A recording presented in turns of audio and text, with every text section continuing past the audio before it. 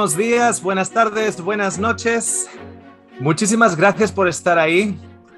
Hoy tenemos un estudio, creo que muy importante, que hemos titulado El esposo abusador, la religión abusadora y prisioneros del abuso. Así que espero que sea de ayuda a muchos de ustedes que lo escuchen, y si es de ayuda para muchos de ustedes, compartan el enlace para aquellos que ustedes crean que puede ayudar también. Vamos a comenzar con una oración. Gracias te damos, Señor, por la oportunidad que nos das de aprender de la libertad que encontramos en Cristo. Gracias también por enseñarnos una alternativa llena de amor, esperanza, gozo, en medio de nuestras circunstancias, que nos ofreces también en el reino de los cielos, en tu hermoso sistema de amor incondicional. Te lo agradecemos en el nombre de Jesús. Amén. Esposo abusador, religión abusadora, prisioneros del abuso. Me encantó el dibujo al respecto, como tenemos una prisión mental, podríamos decir, o encadenados en la mente. Muy bien, antes de ir directamente a adentrarnos en el tema, un número de cositas primero. En la página web del trabajo, que es newfootsteps.com.au, lo pondremos en la descripción y en los comentarios, es donde trabajo. Haces clic a la hora de hacer una reserva y te salen un número de opciones. Si lo que quieres es hacer una cita nutricional, pues es esa opción en español para cita nutricional. Pero si lo que quieres es una cita de consejería, la opción es, pues en español, consejería no nutricional, y sería la cita que tendrías que reservar ahí, que tenemos en pantalla. ¿Por qué digo esto? Porque vamos a hablar de esposo abusador. Entonces, parte de los servicios que ofrecemos son servicios de consejería matrimonial, también para adolescentes, para otro tipo de consejería, pero uno de ellos es consejería de pareja. Entonces, puede que lo que escuches hoy te resuene en ti y sientas la necesidad tú o tu pareja, o ambos, que sería lo ideal, de hacer una cita de pareja. Entonces, ahí te dejo cómo hacerlo. Vas a la página web, que el enlace estará en la descripción y en los comentarios, y usarías la opción de consejería. Si es que lo que escuchas hoy ves que resuena en ti y crees que te puede ayudar. ¿De acuerdo? Habiendo dicho eso, aquí no estamos para promover ni el abuso ni los matrimonios disfuncionales. Todo lo contrario. Estamos para tratar de proveer herramientas. Así que sin necesidad de hacer consejería, hay una serie de 3 partes que se titula Una sola carne, que te invito a que la veas. Eso no es para restaurar un abuso, es simplemente para mejorar una relación que por una razón u otra esté teniendo problemas. ¿Okay? Entonces está en el canal, la serie se titula Una sola carne y son 3 programas. Y te animo, antes de hacer consejería incluso, que la revises y veas lo que te puede beneficiar de lo que comentamos ahí. Al mismo tiempo, quiero aprovechar este momento para comentar la alternativa a un esposo abusador. Porque si tú eres una mujer que piensa que todos los hombres son egoístas, que todos los hombres piensan para sí mismos, que todos los hombres son abusadores, yo te puedo decir que es mentira, es falso. Hay muchos hombres buenos y muchos esposos buenos y muy buenos. Hace unos meses atrás conocí a un hermoso matrimonio, una hermosa pareja de Rebeca y Freddy. Rebeca fue diagnosticada con cáncer hace 5 años atrás, justo cuando su segundo hijo tenía apenas 1 año.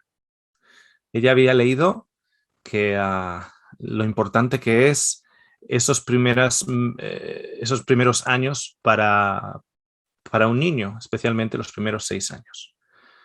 Cuando la cosa se puso peor con el cáncer, ella, en su corazón de madre, le pidió un favor al Señor, que si podría ella estar ahí presente por esos primeros 6 años de su niño pequeño. Su niño pequeño cumplió 6 años hace unas semanas atrás, lo celebraron todos juntos y esta semana Rebeca está descansando en los brazos del Señor. Con Rebeca a su lado por muchos años ha estado Freddy. Freddy ha estado cuidándola por estos 5 años con la enfermedad, ha estado cuidando a los niños, ha estado trabajando, etcétera. Este es el día de la boda y este es el memorial de esta semana por Rebeca, que está descansando en el Señor con 36 años. Así que os quiero dar las gracias por las oraciones para esta hermosa familia y al mismo tiempo decir a aquellas mujeres que no han tenido la buena fortuna o la suerte o la buena elección de escoger un buen marido, que hay hombres muy buenos, esposos muy dedicados, que aman a sus esposas y que se dan por ellas. Y el ejemplo, así como esto es simplemente un minuto para acordarme de Rebeca, también quiero acordarme de Freddy, del que ha estado a su lado, cuidándola hasta el final y que ahora está como yo, contando los días, un día menos, hasta volver a verla. ¿Ok? Un abrazo muy fuerte para Freddy, que estará escuchando también este mensaje. Muy bien. La presentación de hoy tiene 2 partes muy definidas, básicamente cortadas por la mitad. La primera parte vamos a hablar de las señales o los síntomas que podemos identificar en un esposo abusador. Cuando digo un esposo abusador, tengo que clarificar lo siguiente. Entiendo que hay esposos abusados. Entiendo que hay esposas abusadas. Y entiendo que hay esposos abusados. Y hay esposas abusadoras. Pero en el día de hoy simplemente vamos a centrarnos más en el esposo abusador, porque en proporción hay más esposos abusadores que esposas abusadoras. En proporción. ¿Okay? Pero entiendo que si tú eres un esposo que estás siendo abusado, lo que quiero que veas es que los principios son los mismos. Simplemente ponlos en tu situación. Vamos a usar la palabra esposo, pero podríamos usar la palabra esposa, abusadora. ¿Okay? Cada uno que lo vaya aplicando a su situación personal. Entonces, la primera parte de este estudio vamos a centrarnos en las señales o algunos de los síntomas que nos da a indicar un esposo abusador. La segunda parte es como que vamos a poner un espejo. Y con esos mismos detalles que nos identifican a un esposo abusador, vamos a ver cuáles son los detalles que identifican a una religión abusadora. Entonces, la segunda parte de este estudio va a ser en relación a una religión abusadora. Porque en ambos casos somos los que sufrimos esto, prisioneros del abuso. ¿Ok? Entonces, si empezamos con el esposo abusador, fijaros que en Génesis 3, una vez que el hombre ha pecado, cuando viene Dios al jardín, dice, el hombre respondió, le preguntas al hombre si ha comido de la fruta, que le dijo que no comiera. Entonces el hombre respondió, la mujer que tú me diste por compañera me dio del árbol y yo comí. O sea, ya desde ahí ya partimos de la base que, pero ¿qué clase de hombre es este? ¿Qué clase de hombre es este? Que en lugar de dar su vida por su esposa, tira a su esposa a los pies de los caballos. La lanza ahí y dice, no, fue ella. Pone la culpa sobre la esposa. Y uno puede debatir, bueno, es que en realidad fue la culpa de la esposa, etc. Pablo nos dice que la mujer fue engañada, pero el esposo no. O sea, en realidad, cuando uno ha sido engañado, ha sido defraudado, cuando te han timado, sí tienes la culpa de haber dado el dinero a aquel que te llamó por teléfono y te dijo que tenías que pagar no sé cuánto dinero y resulta que era un timo. Claro que tú tienes un parte de culpa, pero es una culpa basada en tu ignorancia también. O una culpa basado en el hecho de que te dijeron que pusieras este dinero y con este dinero ibas a sacar mucho más dinero. Entonces, es una culpa basada en la ignorancia, pero alimentada por un poquito tu sed de dinero, tu avaricia. Pero no deja de ser un engaño. Sin embargo, aquí Adán ya empieza culpando a la mujer que tú me diste. En Efesios capítulo 5 nos dice que nosotros tenemos que amar a nuestras esposas de la misma manera que Jesús amó a la iglesia y se dio por ella. La iglesia no era una iglesia santa, la iglesia no era una iglesia buena, la iglesia no era una iglesia pura, era una iglesia prostituida, era una iglesia culpable. Jesús no culpa a la iglesia, Jesús se da por la iglesia. Adán no se da por su esposa, la acusa. Ya no está indicando algo de la naturaleza de ese esposo. No dice la Biblia mucho de cómo vivieron el resto del tiempo juntos, pero yo me imagino que habría bastantes discusiones, por lo menos en algunos aspectos, porque un hombre que a las primeras de cambio ya te está acusando, es como que alguien te venga a atracar, tratar de sacar la cartera y tú coges a tu esposa y te la pones como escudo. No, si vas a disparar, dispárala a ella. ¿Qué clase de esposo es ese? Pero ya empezamos desde el principio. Una de las evidencias que vemos desde el principio es un esposo, si no abusador desde el punto de vista activo, sí abusador desde el punto de vista pasivo. No hace nada para defender a la esposa. No hace nada para darse él a la esposa. No hace nada para ponerse enfrente de la bala para que le dé a él en lugar de a la esposa. Entonces no es un abusador activo, pero es un abuso pasivo por falta de defensa, por falta de una acción defensiva para con la esposa, de protección. En el versículo 16, a la mujer le dijo, en gran manera multiplicaré tu dolor en el parto. Con dolor darás a luz los hijos. Con todo, tu deseo será para tu marido y él tendrá dominio sobre ti. En la mente judaica, todo lo bueno viene de Dios. En la mente judaica, todo lo malo también viene de Dios.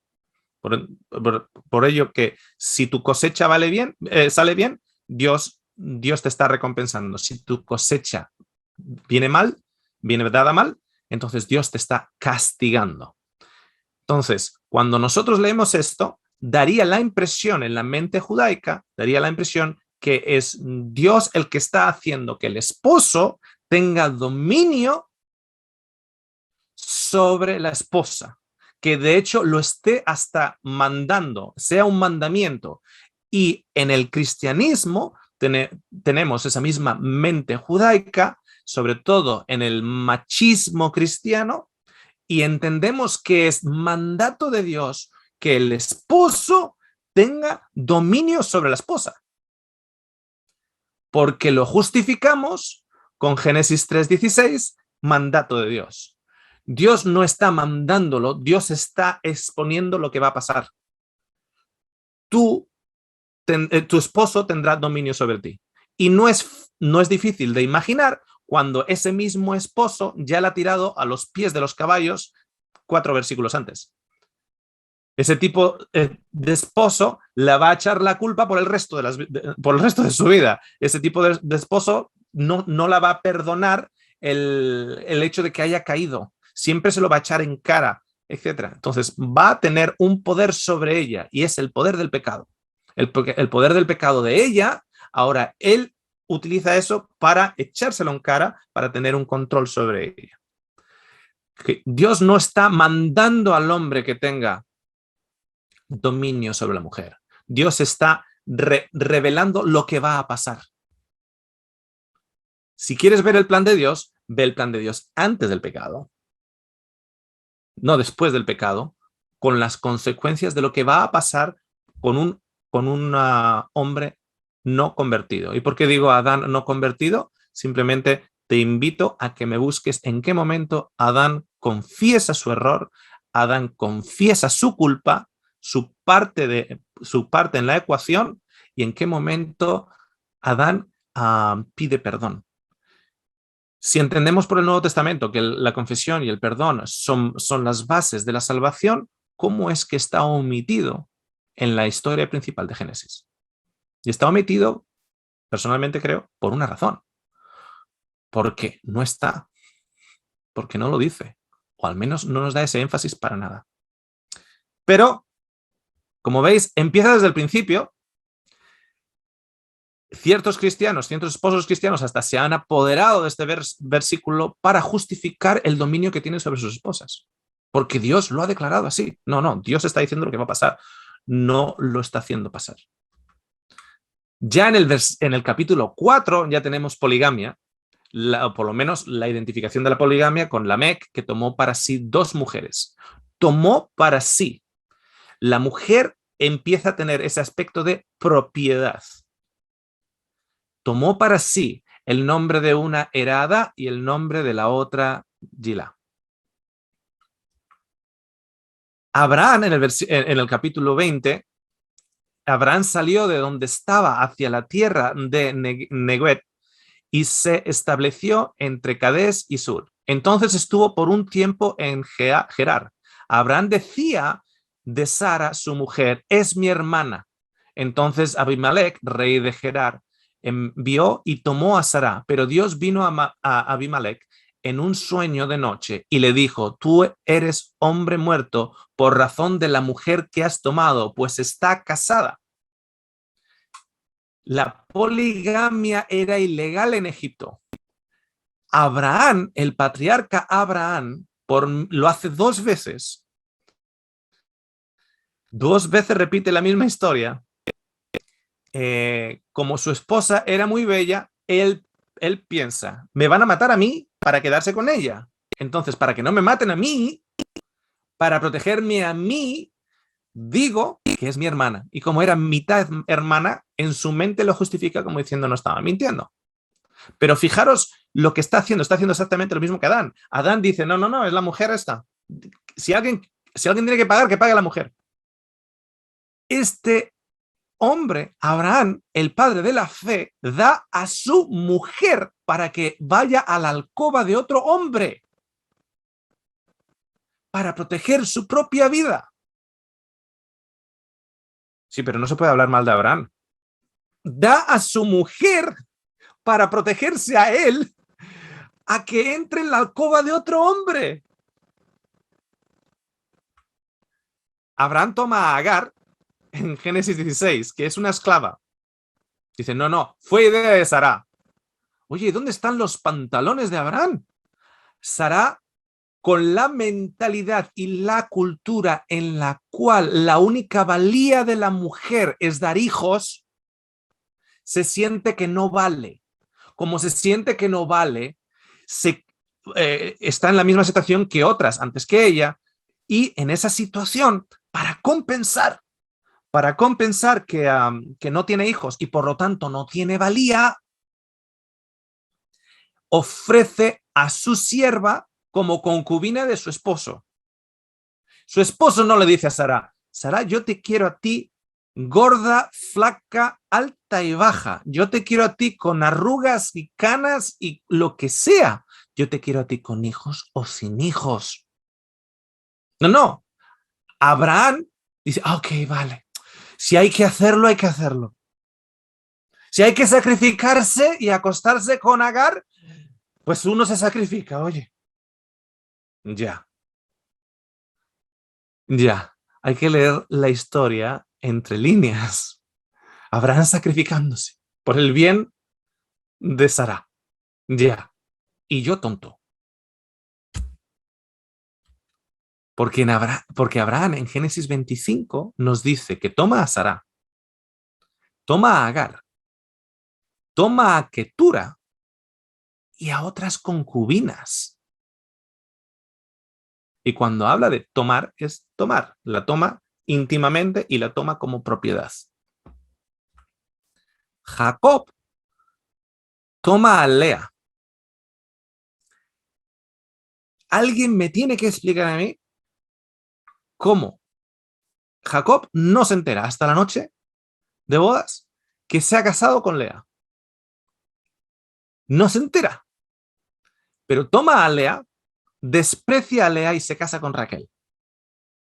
Ahora, Lea va a tener valor teniendo un hijo. Entonces tiene a Rubén. Y Rubén, ahora mi esposo me amará. Eso es lo que significa. Ahora mi esposo me amará. Eso es lo que dice Lea. ¿Por qué? Porque tengo un hijo, porque ahí tengo valor. Entonces, empieza a tener más hijos. Raquel dice, uy, que yo no tengo hijos, mi esposo no me va a amar a mí. Entonces da a su concubina, Bila, para que se acueste con su esposo Jacob. Jacob, bueno, si hay que sacrificarse, hay que sacrificarse. Ya se sacrificó el padre Abraham, yo me sacrifico. Y entonces Lea, que se da cuenta que ahora tiene competición, da a su sierva Silpa como concubina de Jacob. Y Jacob, claro, sacrificándose. Se estaba sacrificando Jacob. Tanto se sacrificó que dio un buen ejemplo para Judá, que toma a la cananea y a Tamar.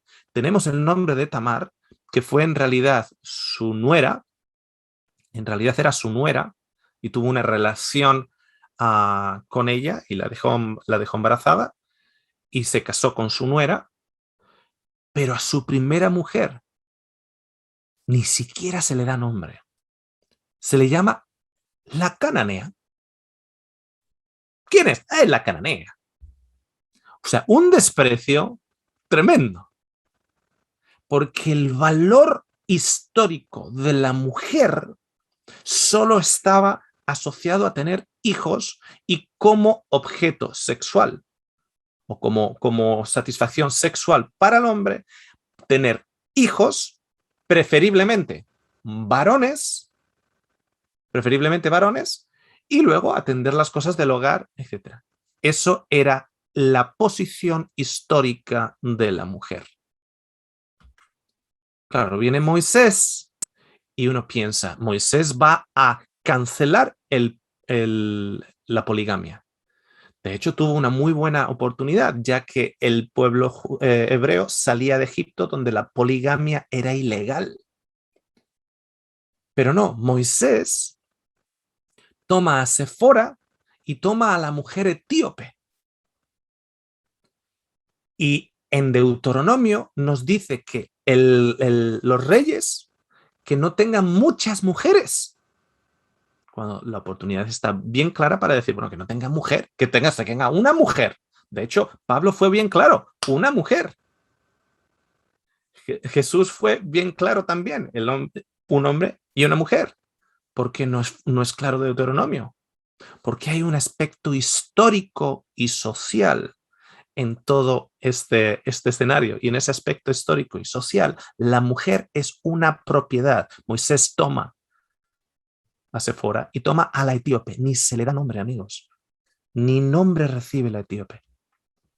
David toma a 6 mujeres y luego a Betsabé. Más concubinas. Esas 7 mujeres son legales. Legales en sus términos históricos. Más sus concubinas. De hecho, él tenía 70 años. No podía descansar bien porque tenía mucho frío. Y le dan una virgen desnuda para que duerma con él.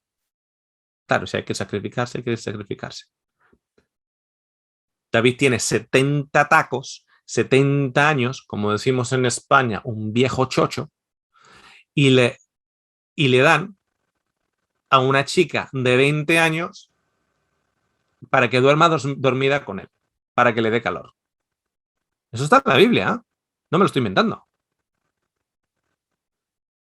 Hay cosas que estamos pasando de largo y, por ejemplo, en el caso de Betsabé, estamos diciendo que David se arrepiente por el asesinato a Urías, el esposo de Betsabé, que él conspira para matar, para quedarse con Betsabé y de esa manera que no se salga a la luz que la ha dejado embarazada, y decimos, y se arrepintió.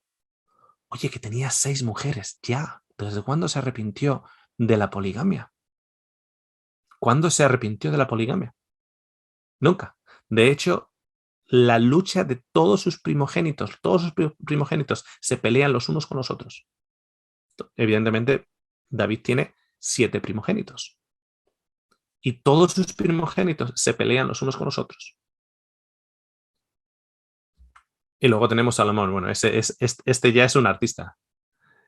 Va a haber gente que va a leer a Salomón, claro, el hombre más listo del mundo.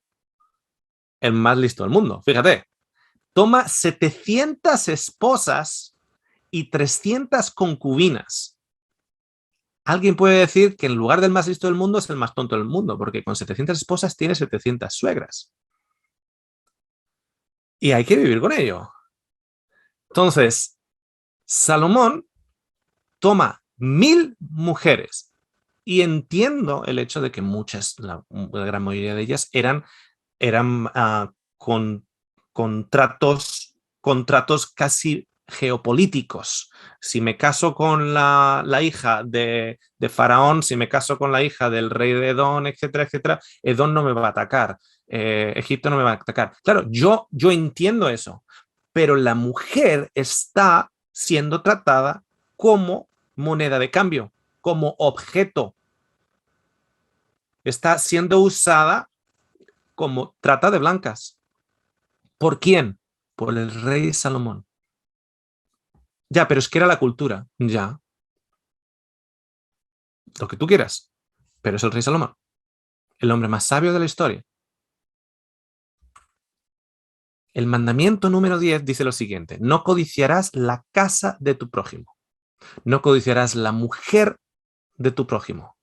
Ni su siervo, ni su sierva, ni su buey, ni su asno. Y fijaros, ni nada que sea de tu prójimo. Nada que sea de tu prójimo. La casa, la mujer, el siervo, la sierva, el buey y el asno son propiedades de tu prójimo, le pertenecen a tu prójimo. Entonces la mujer es un objeto.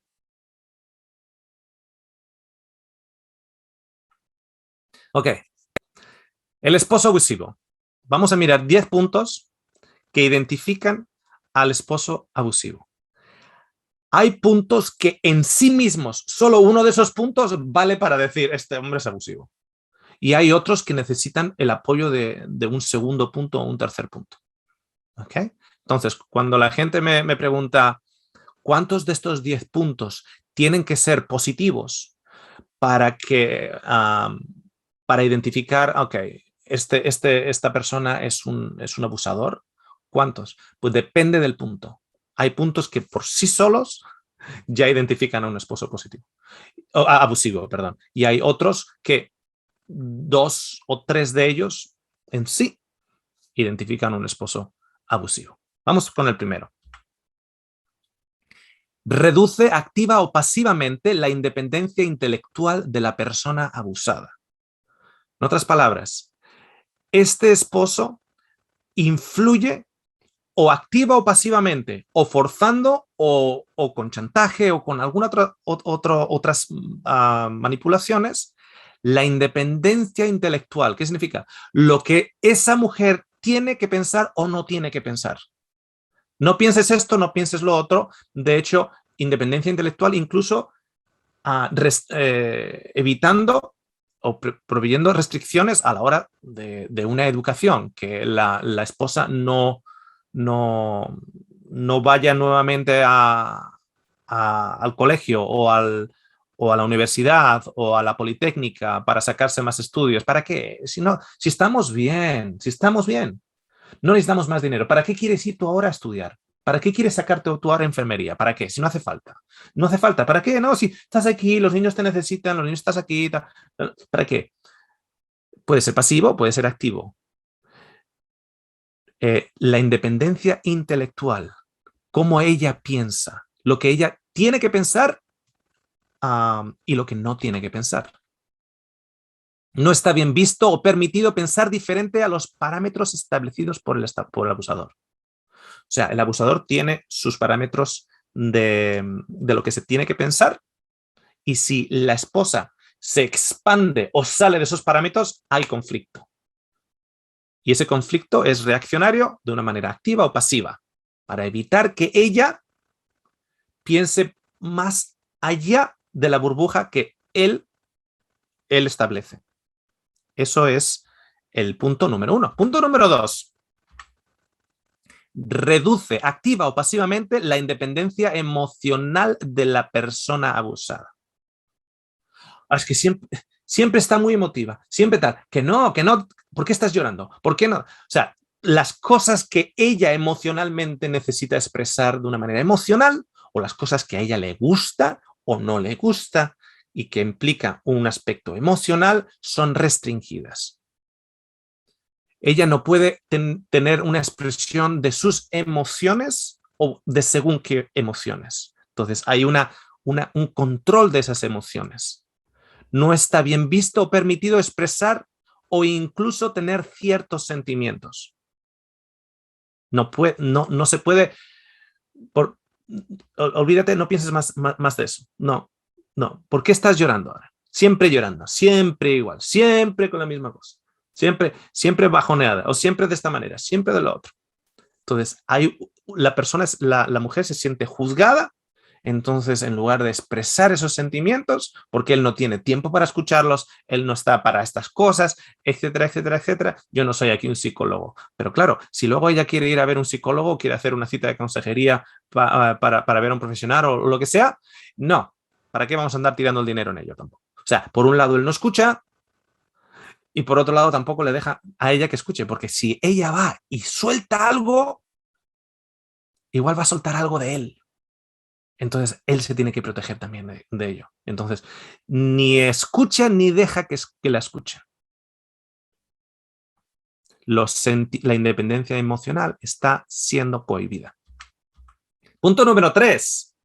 Reduce activa o pasivamente la independencia espiritual de la persona.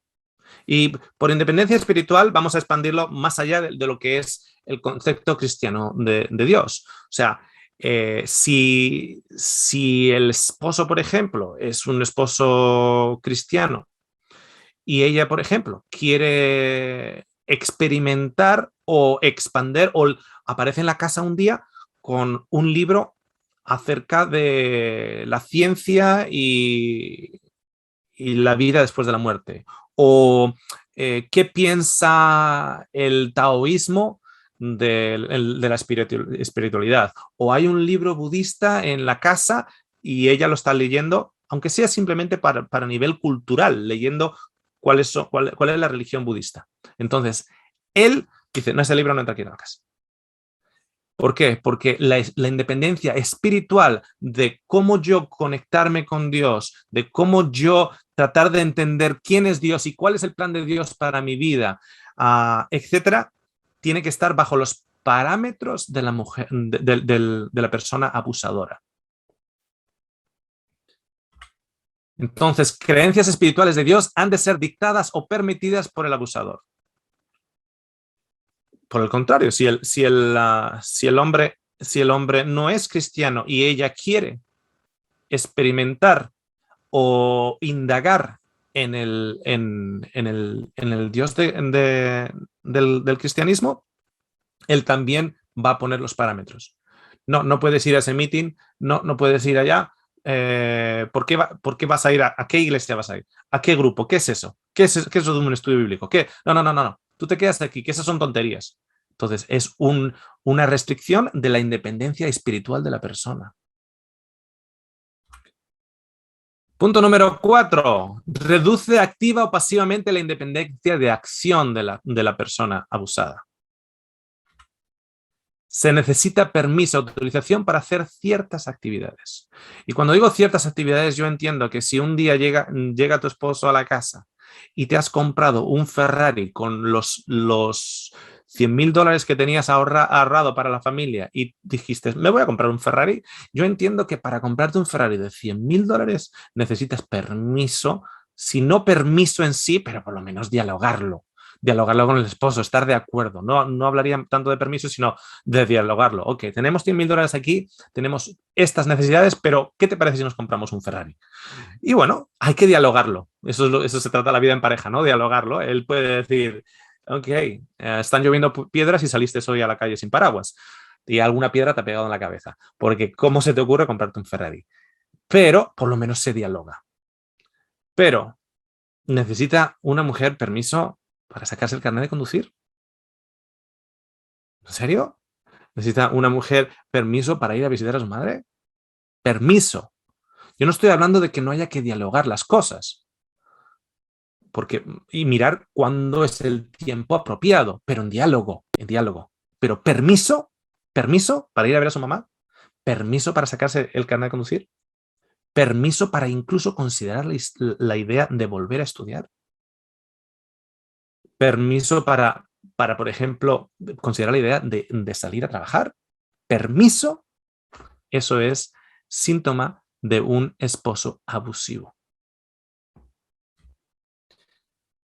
El negar permiso aumenta el poder del abusador. O sea, cuando decimos que necesita permiso, no es porque pide permiso y se lo van a dar. En la gran mayoría de los casos, no se le da el permiso. ¿Por qué? Porque cuando no te dan el permiso, aumenta el poder de al que tienes que preguntarle.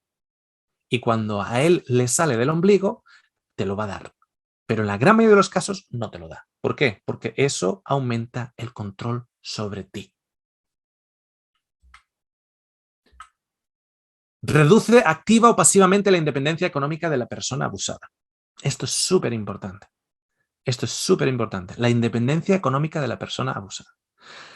Cuando nosotros vemos el aumento de los divorcios a partir del 1950, desde el punto de vista de la moralidad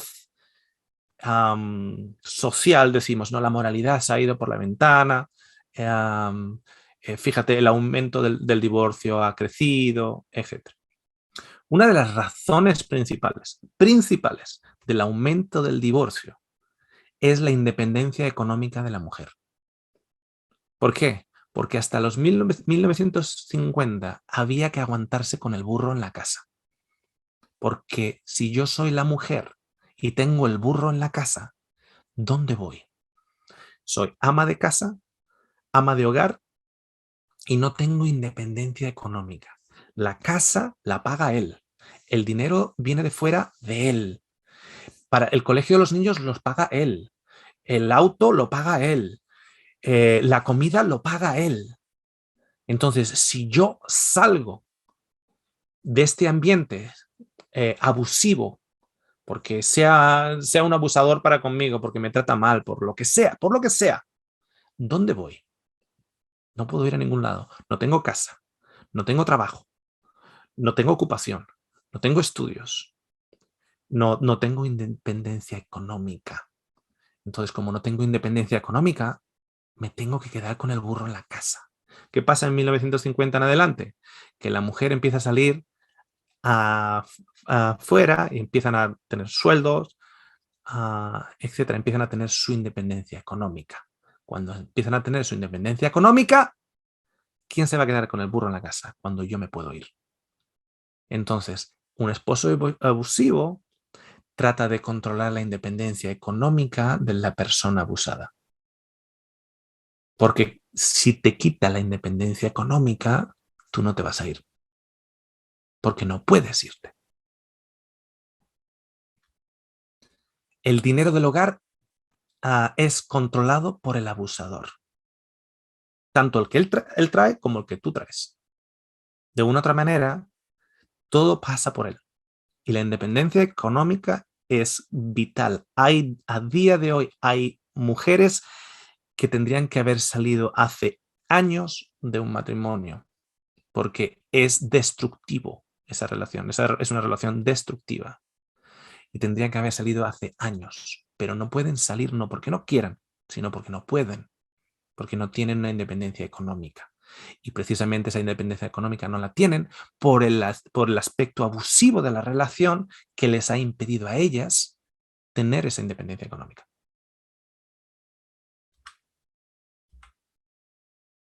El esposo abusivo altera la percepción de valía de la persona abusada.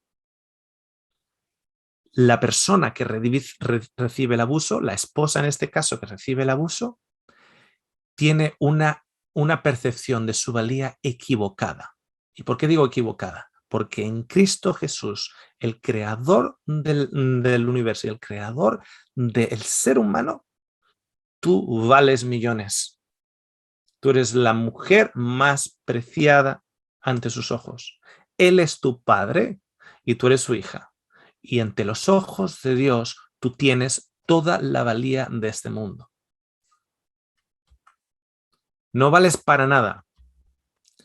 ¿Quién te va a querer a ti? Fea, gorda, ignorante, tonta.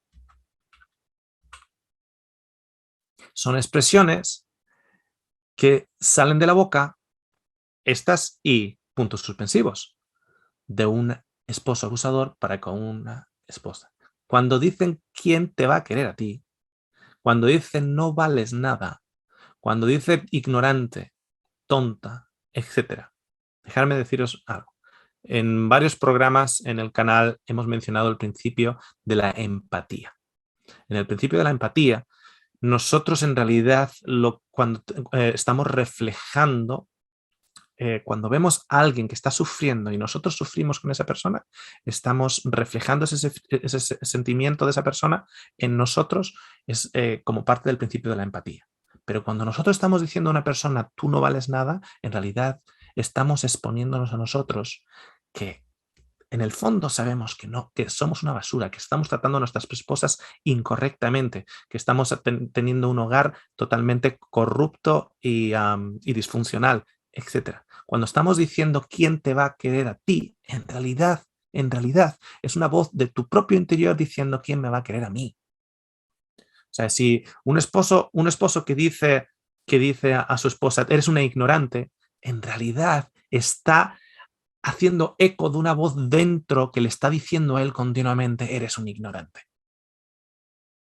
Así que si eres la persona que está recibiendo esos abusos, quiero decirte en este momento lo siguiente, en realidad no te lo está diciendo a ti, en realidad se lo está diciendo a sí mismo.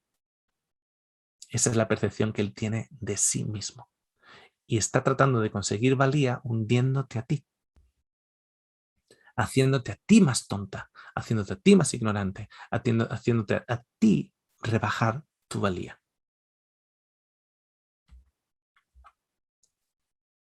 Punto número 7. Crea una dependencia disfuncional de la persona abusada para con el abusador. En la mente que se va formando en esa prisión de abuso, llega el momento en el cual se crea una dependencia para con el abusador. No merezco otra cosa que lo que me ha tocado.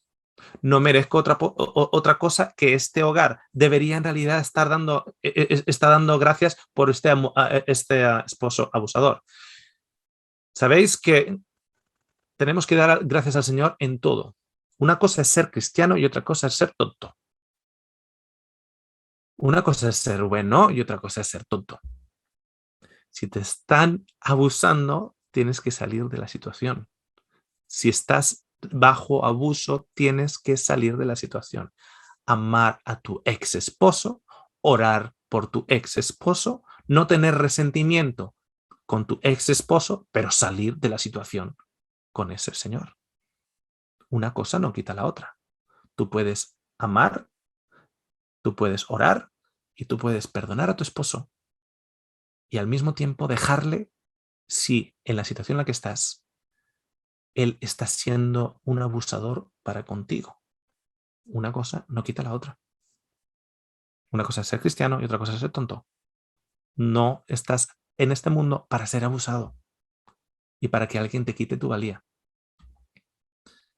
Intelectual, emocional, espiritual, de acción, económica, sentimental, de afecto. O sea, intelectualmente hay una dependencia con el esposo.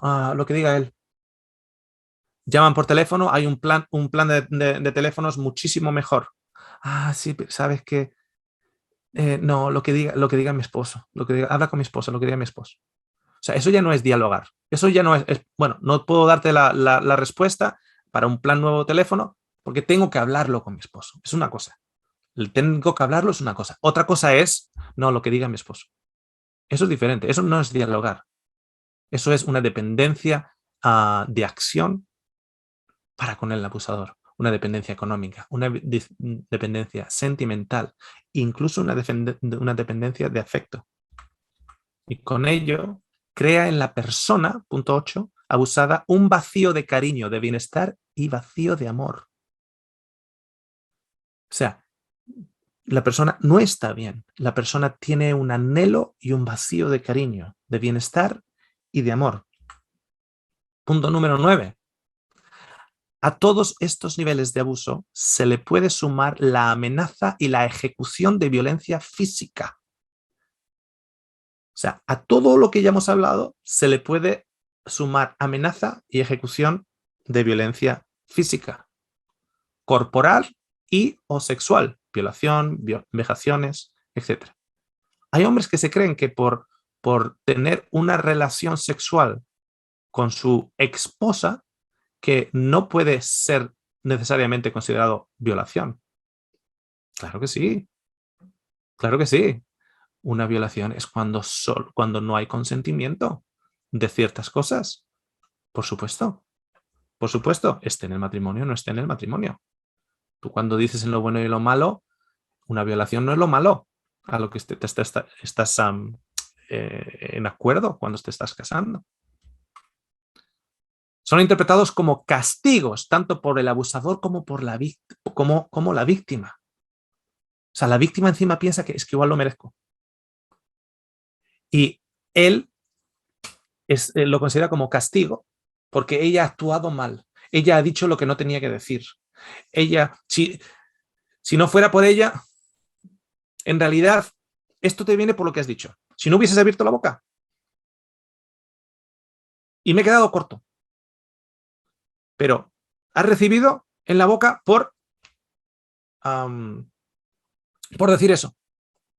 O ahora te voy a castigar, ibas a ir de vacaciones para ver a tu familia, pues ahora ya no, etcétera. Son castigos del abusador.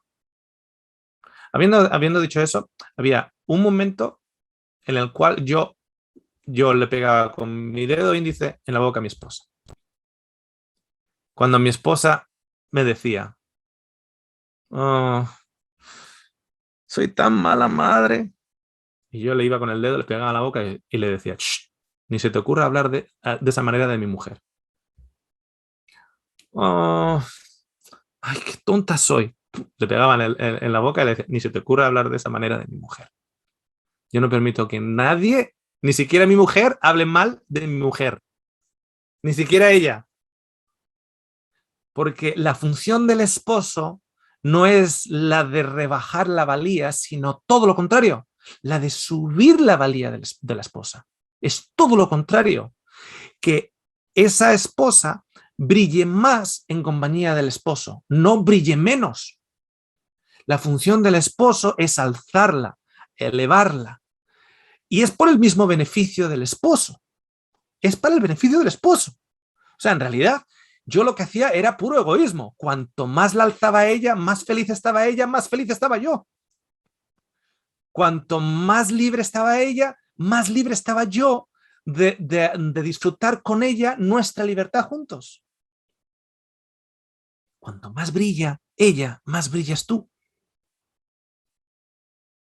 Cuanto más hundes a tu esposa, más te hundes tú. Ok. Y el número 10. La amenaza, intimidación y castigo son armas para mantener bajo la prisión del abuso a la víctima. Estas son todas estas armas que se utilizan para mantener para mantener a la persona en la prisión. La víctima acaba creyendo que el lugar más seguro es con el abusador. Y la víctima se convierte en prisionera de los barrotes creados por el mismo abuso. El mismo abuso crea una prisión y esa prisión es una prisión mental. Y la misma víctima termina determinando que no puede salir de ahí y que de hecho es lo mejor que se quede, porque si sale va a ser peor. Va a ser peor para ella, va a ser peor para sus hijos, va a ser peor para... Entonces se queda con las migajas de la presión del abuso en lugar de salir a ver si hay algo allá afuera que la alimente mejor. Bien, déjame contaros esta historia, muchos de ustedes la conocen, antes de entrar en la transición de una religión abusadora. Tenían 10 monos en una habitación. En el techo tenían colgado un racimo de bananas y una escalera, una escalera que iba hasta las bananas para poder ser cogidas por los monos. Ahora bien, cada uno de estos monos tenían un collar y este collar daba impulsos de electricidad una vez que un mono tratara de agarrar la banana. Entonces, cuando un mono, uno de los 10, veía las bananas, subía las escaleras. Cuando llegaba muy cerca de la banana, todos los monos recibían una descarga eléctrica. Todos. Entonces, todos los monos trataron. Subió el mono número 1, todos recibieron descarga eléctrica. Subió el número 2, todos. Así hasta el número 10. Entonces, llegó un momento en el cual todos se dieron cuenta que cada vez que trataban de subir, recibían una descarga eléctrica. Entonces, ¿qué ocurrió?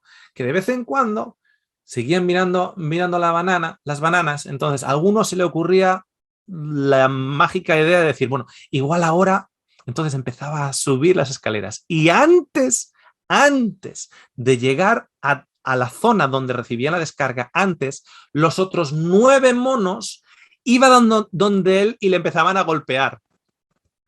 Como diciendo, oye, que si sigue subiendo recibimos descarga nosotros. Así que desde ese momento, cada mono que se adentraba en la aventura de subir las escaleras era interceptado, en los primeros escalones, era interceptado por los otros 9 monos y era golpeado. Así, de esa manera, los otros 9 monos no recibían la descarga y el único que recibía la descarga era el que todavía trataba de subir. ¿Qué ocurre? Que ahora cogen uno de esos 10 monos y los retiran y ponen a un nuevo mono, pero el nuevo mono no tiene collar, ya no tiene collar, el nuevo no tiene collar, entonces hay 9 con collar, 1 sin collar, claro. Entra el nuevo en el barrio, mira para arriba y dice, uy, bananas. Sube para arriba, recordar que no tiene collar para descarga, que este mono puede subir hasta arriba y coger la banana, que está libre totalmente de coger la banana, y en el momento que pone el pie en el primer escalón, vienen los otros 9 monos y le empiezan a golpear. Claro, él se queda como, uy, ¿qué pasó aquí? En esto que se recupera un poquitito y trata nuevamente. Pone el pie en el primer escalón y vienen los otros monos y le azotean. Y le dan azotes por todos lados. El caso es que van y cogen otro mono con el collar. Y los sacan y ponen a un nuevo mono sin el collar. Ahora ya hay 2 sin collar y 8 con collar. Entonces, el nuevo que ha entrado ve la banana y dice, banana. Y pone el pie en el primer escalón y los 9 monos le empiezan a golpear. Digo los 9, no los 8, los 9. Los 8 con collar y el noveno que no tiene ya collar y que nunca ha recibido una carga eléctrica. Nunca. No sabe por qué. Pero uy, aquí todos van, yo voy, pum. Hasta el punto que el experimento continúa y van quitando con collar y van poniendo uno nuevo sin collar.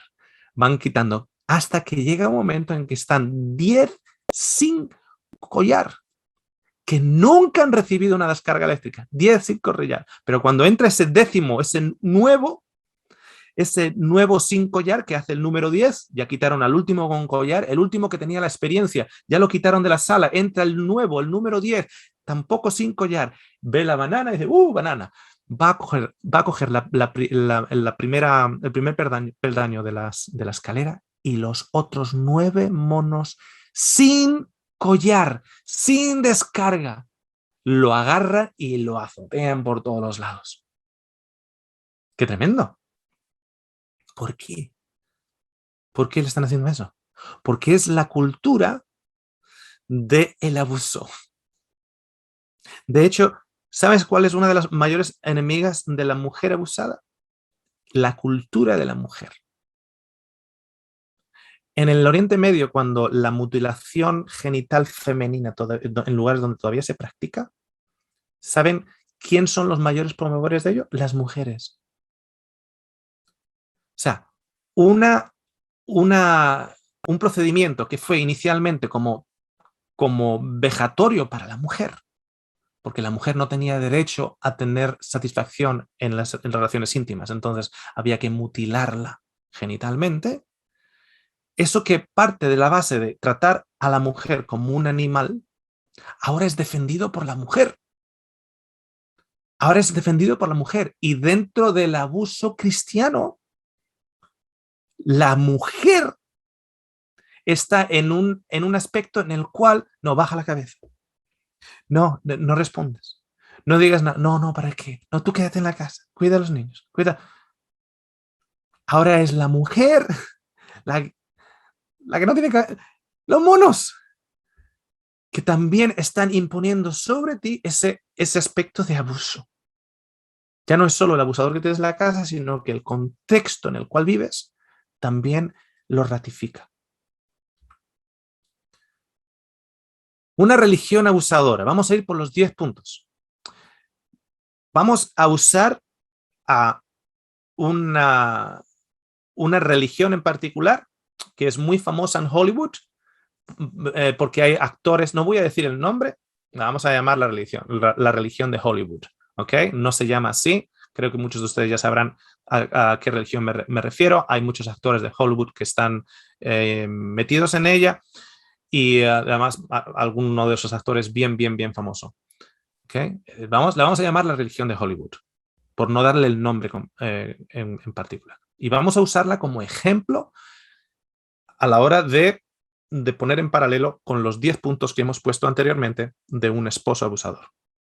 Si tú no perteneces a la religión de Hollywood y tú perteneces a cualquier otra religión, quiero que pongas tu religión con estos puntos. ¿De acuerdo?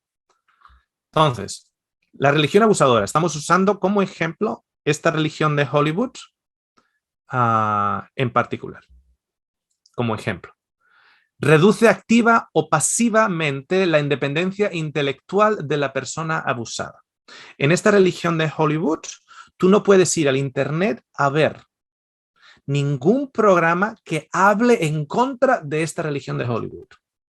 Ningún documental que hable de esta religión de Hollywood. No puedes ni siquiera contemplar ver programas alternativos a lo que se te está enseñando en esta religión de Hollywood. No puedes, o sea, ellos tienen sus propios programas y sus propios libros y sus propios vídeos y sus propios programas pedagógicos, doctrinales, como lo queramos llamar. Entonces, tienes que tener mucho cuidado a la hora de mirar a otros vídeos, a otros especialistas, a otras alternativas que no estén aprobadas por la religión de Hollywood.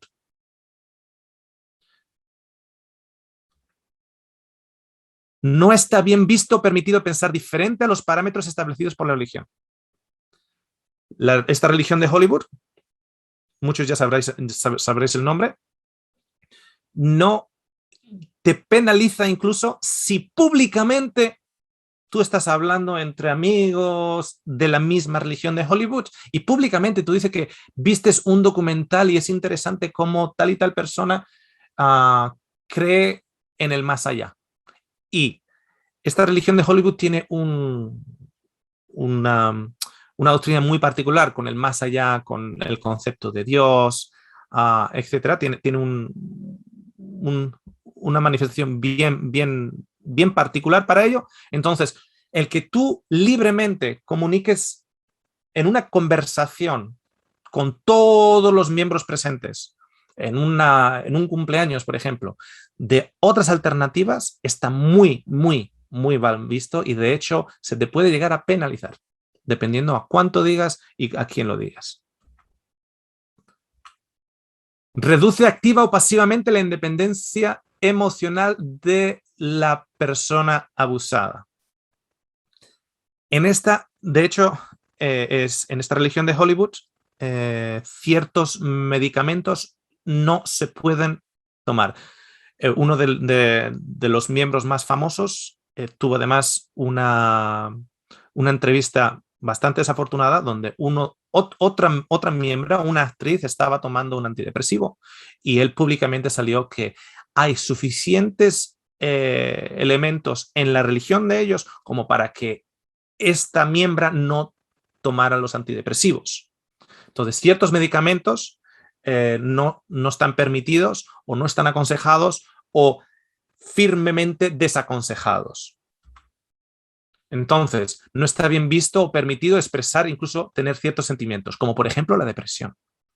No puedes expresarlo dentro de esta religión, porque eso significa que tienes una falta de fe en lo que se te está enseñando.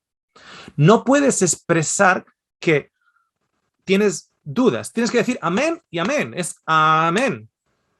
Y tú por dentro diciendo, yo digo amén con mi boca, pero yo tengo dudas, pues te las tienes que aguantar. No puedes expresar las dudas porque no estás en un ambiente en el cual tus dudas puedan ser expresadas. E incluso, usando esta como ejemplo, o muchas otras, la alegría, los sentimientos de la alegría. O sea, tú puedes estar alegre, pero tampoco te pases. Tú puedes reírte, pero tampoco te pases, ¿eh? No vaya a ser que tengas el demonio de la risa. No puedes estar contento, pero no te pongas a bailar. Contento puedes estar, pero no te pongas a bailar. Y claro, no me saques a David bailando, al rey David bailando, porque eso no me vale. O sea, que no tiene por qué simplemente ser pues dudas o depresión, etcétera, sino incluso alegría y gozo. Estás demasiado gozoso, demasiada alegría. No te pongas a bailar. Entonces, hay una restricción de independencia emocional, de cómo yo expreso mis emociones y de qué emociones puedo expresar si yo necesito o tengo la necesidad de expresarlas. En esta religión de Hollywood, como ejemplo, cada uno que ponga la suya, reduce activa o pasivamente la independencia espiritual de la persona abusada. Creencias o conceptos espirituales de Dios han de ser dictados o permitidos por la religión. No puedes pensar fuera de esos parámetros con relación a la espiritualidad.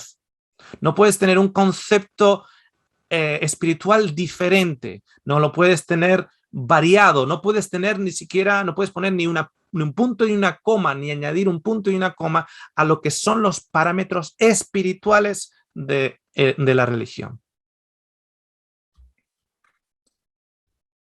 Reduce activa o pasivamente la independencia de acción de la persona abusada. Y cuando digo pasivamente, estoy hablando del hecho de que, ok, no están viniendo a mi casa a decirme que no haga esto, pero me lo están diciendo desde el púlpito o me lo están insinuando o en conversaciones lo dejan caer, etc. Entonces, reduce activa o pasivamente la independencia de acción de la persona. O sea, la libertad que la persona tiene de acción. Se necesita aprobación eclesiástica para ciertas actividades y no toques, no comas, no bailes, no veas, porque es pecado. Todo eso es pecado. Entonces, se impone una... De hecho, yo conozco de esta religión en particular, hay un documental muy bueno en YouTube que los miembros no pueden ver, está hecho de ex miembros, pero los miembros no pueden ver, curiosamente, en el cual iban a las casas.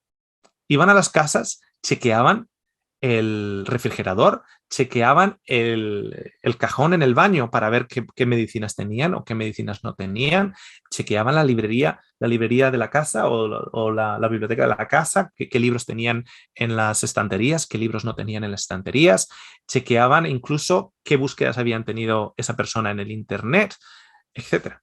Hasta ese punto. Entonces, eso es una reducción activa o pasiva de la independencia de acción. Reduce activa o pasivamente la independencia económica de la persona abusada. ¿Dónde tú tienes que poner el dinero que has ganado? O sea, ¿dónde te tienes? Y si no lo pones, estás de una u otra manera arriesgándote a exponerte una persona que no tiene un caminar con Dios adecuado, que no estás haciendo las cosas correctas, que te estás cayendo del vagón del tren, etc. Entonces, la independencia económica está controlada porque te dicen dónde tú tienes que poner tu dinero. La religión ejerce un control de la economía del individuo y ese control abusador está enmascarado con el hecho de que en realidad tú estás poniendo el dinero donde ellos te están diciendo que tienes que poner el dinero por el bien tuyo, y si no lo pones de una u otra manera tu espiritualidad colapsa. Ese mensaje que parecería muy bueno en el sentido de que es para tu bien, y si no, pues significa que estás deteriorándote espiritualmente. Ese concepto es lenguaje abusador. Ese concepto es lenguaje abusador. De hecho, Pablo nos dice que cada uno debe de acuerdo a su corazón. Nadie te tiene que decir ni dónde, ni cuándo, ni cuánto. Entonces, en esta iglesia de Hollywood, hay programas que tienen que ser sponsorizados por los miembros, hay seminarios que tienen que ser sponsorizados por los miembros, hay misioneros que mandan a diferentes lugares que tienen que ser sponsorizados. Y a cuanto más sponsorices, más espiritual eres, más puertas se te abren dentro de este organigrama de la religión de Hollywood. ¿Okay? Si sabéis el nombre, hay un documental, está en inglés, pero hay un documental muy, muy bueno, dura como 2 horas, de esta religión de Hollywood en YouTube, muy, muy bueno. Y cuando ves el documental y lo empiezas a comparar no solo con la religión de Hollywood, sino con muchas, muchas religiones, dices, pues es lo mismo. Altera la percepción de valía de la persona abusada. ¿De qué manera? Fíjate. En Cristo Jesús, tú eres valioso. En Cristo Jesús, tú estás sentado, según Efesios 2, en lugares celestiales. En Cristo Jesús, tú eres su hijo, su hija. En Cristo Jesús. En Cristo Jesús, Él ha hecho en la cruz, ha manifestado en la cruz el amor que Dios te tiene a ti. Y el carácter de Dios, perdonador, restaurador, reconciliador, salvador. Eso es lo que nos muestra. Bien. No estás listo. Mensajes como no estás listo, no estás preparado, te tienes que preparar. Todavía te falta. Si estuvieras convertido, no verías eso o no comerías lo otro. Siempre una sensación de que no eres lo suficientemente bueno para Dios. Una sensación de vacío, una sensación de que tienes que hacer más. Entonces, claro, Dios te ama, pero tú tienes que hacer esto y lo otro para ser digno de su amor. Tienes que levantarte más temprano, tienes que leer, tienes que leer más. Tienes que leer más lo que nosotros te queremos que leas. Tienes que leer más de esta manera. Tienes que orar más. Tienes que testificar más. ¿Por qué? Porque no estás listo. Porque no estás preparado. Porque si Jesús viene hoy, te va a pillar desnudo. Entonces, ese mensaje es parte del ingrediente de un mensaje abusador, en el cual siempre hay una sensación de castigo y es amenaza. Encubierta, pero es una amenaza. en esta religión de Hollywood, crea una dependencia, como ejemplo, crea una dependencia disfuncional de la persona abusada para con la religión. Llega un momento en el cual la persona se siente que no puede sobrevivir fuera de esa religión. Es hasta cierto punto, y sin querer ser ni, por supuesto, ofensivo, simplemente expresando un evento histórico, es precisamente en la Inquisición española. O sea, cuando tú sales de la madre Iglesia romana apostólica, católica, apostólica y romana, cuando tú sales o eres excomulgado de ello, tú básicamente estás entrando en el fuego del infierno. Te estás perdiendo porque la salvación ha dejado de ser asociada con Cristo y se ha vuelto asociada con la religión. O sea, tú estás salvo porque estás parte de la religión.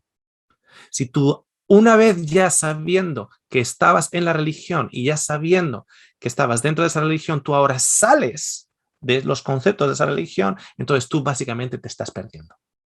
Entonces, en esta religión de Hollywood, si tú sabes, después de haber aprendido todo lo que te están enseñando y haber visto lo que ellos llaman la verdad, una vez que tú ya has estado en la verdad y has visto la verdad, tú salir por las puertas, estás entrando en la mentira, estás abriendo la puerta al engañador, a ser engañado y a perderte por siempre.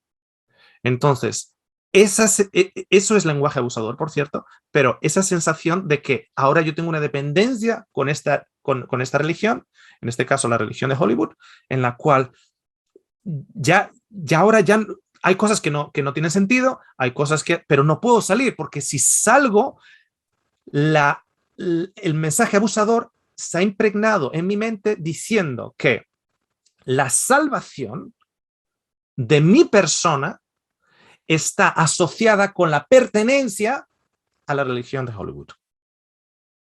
Y si salgo, entonces con eso se crea un nuevo barrote en esa prisión de abuso. Fuera de esta religión estás perdido. Aquí está la verdad. Salir significa renunciar a la verdad y ser engañado. Punto número 8. Crea en la persona abusada un vacío de cariño, de bienestar y vacío de amor. La persona se siente que tiene que vivir por obras y la razón por la cual no tiene ese cariño, no tiene ese bienestar y no tiene ese vacío es porque no ha hecho suficientes seminarios a los que también hay que pagar, claro. En estos seminarios hay que pagar por cada seminario y tú vas aprendiendo más. Todos los seminarios, todos los libros hay que pagarlos. Todos los seminarios hay que pagarlos. Entonces, es otra de las maneras en las cuales tú financias con tu dinero, pero al mismo tiempo se supone que vas a llenar el vacío. Entonces, las obras nunca van a llenar el vacío de nada. Es el amor el que va a llenar el vacío, porque si lo que tienes el vacío es el vacío de amor, las obras no lo van a llenar. Es el amor el único que puede llenar ese vacío. Si te sientes así es porque no estás haciendo lo suficiente o tienes un pecado sin confesar. En la religión de Hollywood, si estás deprimido, si tienes dudas, si estás buscando otras alternativas, si no estás trabajando en tu gozo diario, si no estás trabajando en tu matrimonio, si todo lo que estás aplicando, de lo que te están diciendo que tienes que aplicar, lo aplicas a tu vida diaria, etc. Y para ti es más carga, y estás haciendo todo lo mejor que puedes, pero aún y todo te sientes vacío, aún y todo te sientes que no tienes un bienestar en el hogar, que no tienes... Si aún todavía te sientes así, la culpa te la ponen a ti todavía. A pesar de todo lo que estás haciendo, no estás haciendo lo suficiente. O, peor aún, hay un pecado que no nos has dicho. Están hablando como los amigos de Job. Cuando le viene a Job todas las maldades, Job, hay un pecado que no nos has dicho, porque Dios no te va a castigar si eres inocente. Exactamente lo mismo que los amigos de Job. Más oración, más ayuno, más lectura recomendada, más obra misionera, más obras. A todo esto, a todos estos niveles de abuso se le puede sumar la amenaza y ejecución de violencia física. ¿De qué manera? fuego eterno, tortura, rechinar de dientes, eternidad, oscuridad, lago de fuego. Todo esto te va a venir. Entonces, el miedo es un horno suficiente para empujar el motor que te lleva a traspasar las puertas de la religión de Hollywood.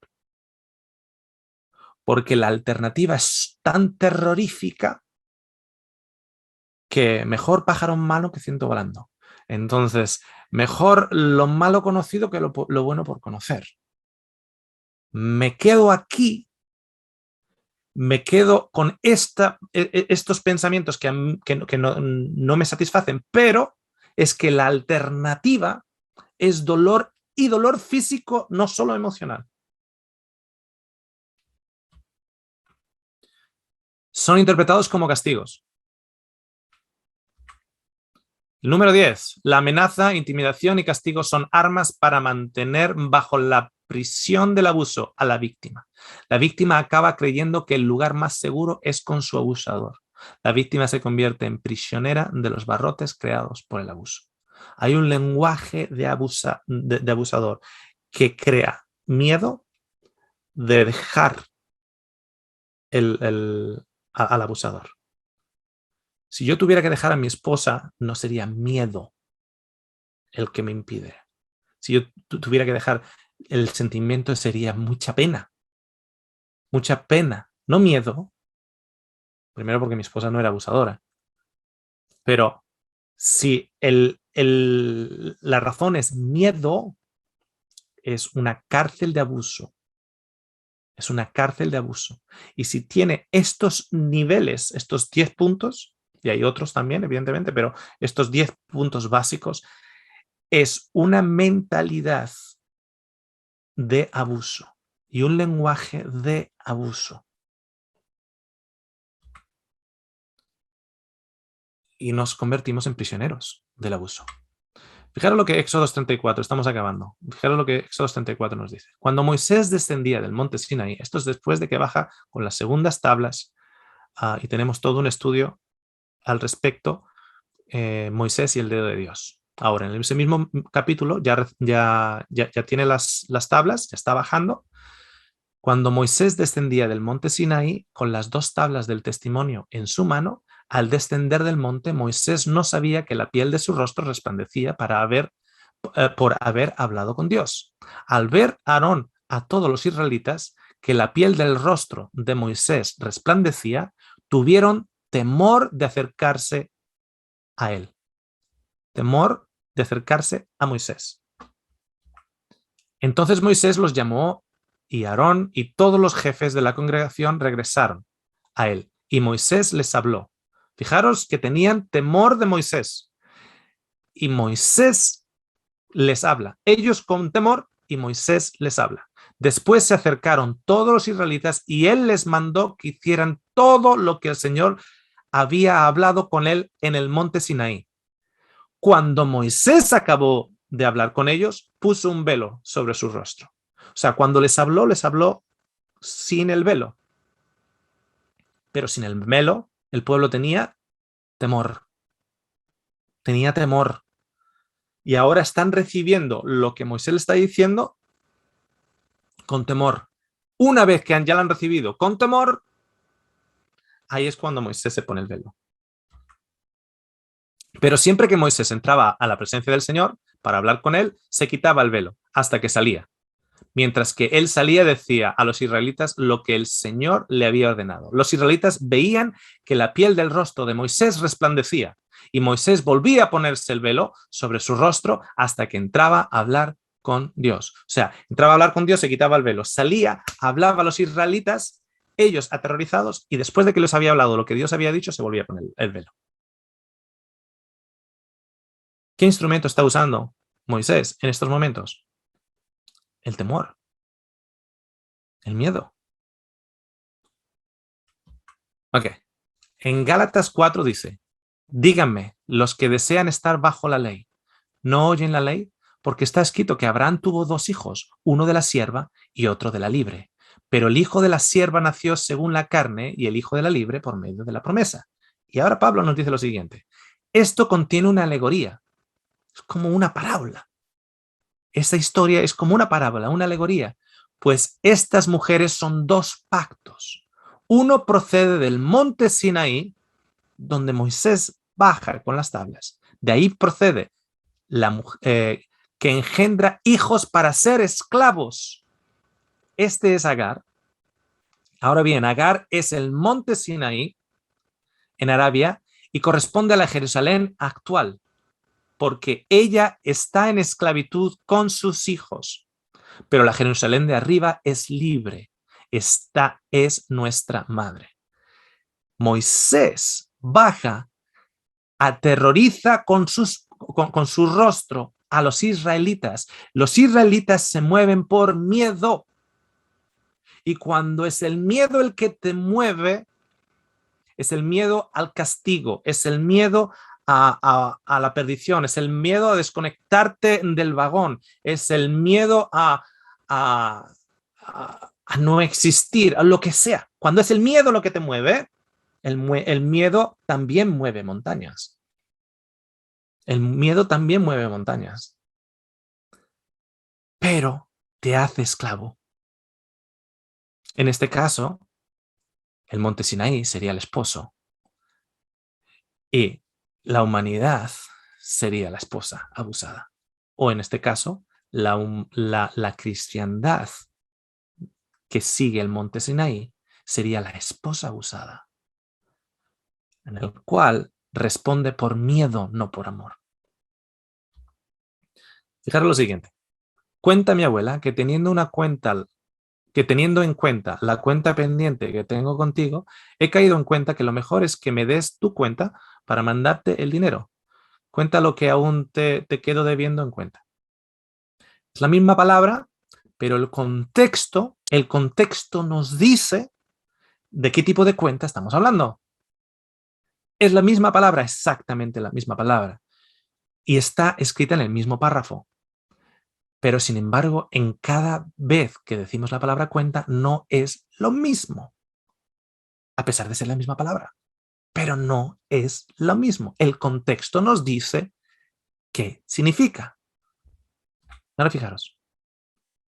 Después vi volar en medio del cielo a otro ángel en Apocalipsis 14, que tenía un evangelio eterno para anunciarlo a los que moran en la tierra y a toda nación, tribu, lengua y pueblo, que decía en gran voz: teman a Dios y den a él gloria, porque la hora de su juicio ha llegado. Adoren al que hizo el cielo y la tierra, el mar y las fuentes de las aguas. Fijaros, teman. La palabra es teman, ya, que también significa lo siguiente: asombrarse, reverenciar, estar impregnado de alguien, en particular de un esposo, quedarse impactado o alucinado. Una expresión en español: quedarse con la boca abierta o flipando. Asómbrate. Quédate impregnado de Dios. Dale a Él gloria. Quédate con la boca abierta, porque Él ha hecho los mares, la tierra y las fuentes de las aguas. El juicio ha llegado. Vean la serie que tenemos, Yom Kippur, donde identificamos que el juicio está asociado con la cruz. Es la misma palabra, sí, pero el contexto te dice que es el evangelio eterno, que hay que darle gloria. Asómbrate, reverénciale, queda impregnado de él. Quédate impregnado de él. ¿Cómo lo leen muchos? Témele. Témele, tenle miedo a Dios. ¿Qué tipo de mensaje es ese? Del monte Sinaí. ¿Qué hace de aquellos que le escuchen? ¿Qué? Esclavos. El miedo es el instrumento del abusador. El miedo es el instrumento del abusador. Me queda para una pequeña historia. Si han escuchado bastantes de mis programas, esta historia ya la conocen, pero para aquellos que no la han escuchado nunca, vamos a acabar con esta historia. Había una mujer que creyó estar enamorada de un hombre que parecía perfecto. En el día de la boda, todo fueron sonrisas y tuvieron una luna de miel hermosa. Pero después de la luna de miel, el lunes, después de la luna de miel, a las 5 de la mañana, una luz le enfoca la cara. Ella abre los ojos, tiene que apartarlos porque la luz le está enfocando la cara y resulta que es un papel del esposo. Cuando ella lee el papel, pone lo siguiente: la luna de miel ha acabado. Este es el horario que tienes que seguir. 5:30 de la mañana. Empezar a hacer el desayuno para el esposo. 6 de la mañana. Presentar el traje con la camisa y la corbata a juego para el esposo. 6:15 de la mañana. Esperar al esposo con la toalla abierta cuando sale el esposo de la ducha. 6:30 de la mañana. Limpiar, besar al esposo en la puerta con el maletín puesto. Descanso entre 6:30 y 6:40. Descanso de 10 minutos. 6:45.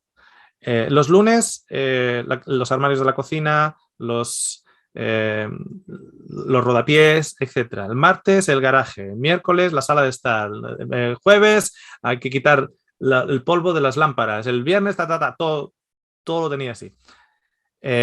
Descanso para comer a la 1 de la tarde. A las 4, sigue la lista. A las 5, recibir al esposo con un beso, masaje, cena, vinito para el esposo, otro masaje, y luego ya lo que el esposo se merece a la noche, a tal hora, estos días y de estas formas. Y así año tras año. Todos los días, cada semana con una nueva lista, Gracias a Dios, el esposo murió de un infarto un día. Y ella se quedó soltera, se quedó viuda y soltera. Pasaron 2 años y encontró un chico que se veía simpático, pero ella estaba siempre muy desconfiada. Pero en una de estas empezaron a compartir más tiempo juntos y creyó, si fuera posible, volver a enamorarse. Y se enamoró. Y, ¿quién se lo iba a decir? Se volvió a casar. Y se fueron de luna de miel y lo pasaron genial. Resulta que el lunes después de la luna de miel, a las 5:30 de la mañana, el esposo está ahí, enciende la luz. Y ella, que durante sus 2 años de viudez había aprendido karate, se levanta de un brinco de la cama y le dice: no, güey, José, ni loca. Y le hace una llave de karate, de judo, y lo inmoviliza al tipo. Y el tipo se queda con un papel en la mano. Y ella dice: no puede ser. 2 veces en la misma piedra, no puede ser. Y el esposo se queda así todo alucinado. ¿Qué te pasó, amor? ¿Por qué me hiciste esto? Y cogió el papel y lo fue a leer. Y no era una lista, era un poema. Un poema de él diciéndole a ella lo mucho que la ama, lo mucho que la quiere. Y desayunaron juntos y luego él se fue a trabajar. Y fueron felices y comieron perdices. Y pasaron 10 años. Y en el ático de la casa, ella estaba limpiando y encontró una caja.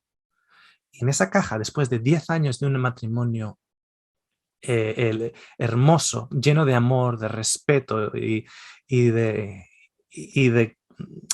amistad, y de todo lo bueno que hay en un matrimonio, cuando el amor es el motor principal, ella encuentra una caja. Y se le pone el estómago mal y abre la caja y se da cuenta que dentro de la caja están las listas del primer esposo. Y solo fue ver eso y ya se le revolvió el estómago. Se le pusieron los pelos de punta y ya le dio inquina. Y cogió la primera lista y dijo: cocinar para el esposo. Y dice: le hago los desayunos a la mañana, sí. Estar en la puerta y darle un beso antes de ir al trabajo. Se queda pensando y dice: bueno, Eso le hago, le doy a mi esposo todos los días. Y sigue por la lista, sigue por la lista, sigue por la lista, ¿no? Y masaje al esposo. Dice, sí, le di masaje el otro día a mi esposo, sí. Y se dio cuenta que las cosas, gran mayoría de las cosas que estaban en la lista, ella las hacía. Las hacía al segundo esposo. El segundo esposo nunca se lo pidió. Ella los hacía. Pero los hacía ¿por qué? Por amor, porque estaba enamorada de ella, de él. Por amor lo hacía. La primera fue abusada, la segunda fue amada. El amor es el arma único y exclusivo, principal y más poderoso de Dios. El miedo es lo que la religión de abusadora usa. Y el esposo abusador usa el miedo y usa todos los instrumentos y todo el tipo de manipulaciones y controles mentales y restricciones, etcétera, para hacer que el miedo sea lo suficientemente grande para que no salgas del abuso.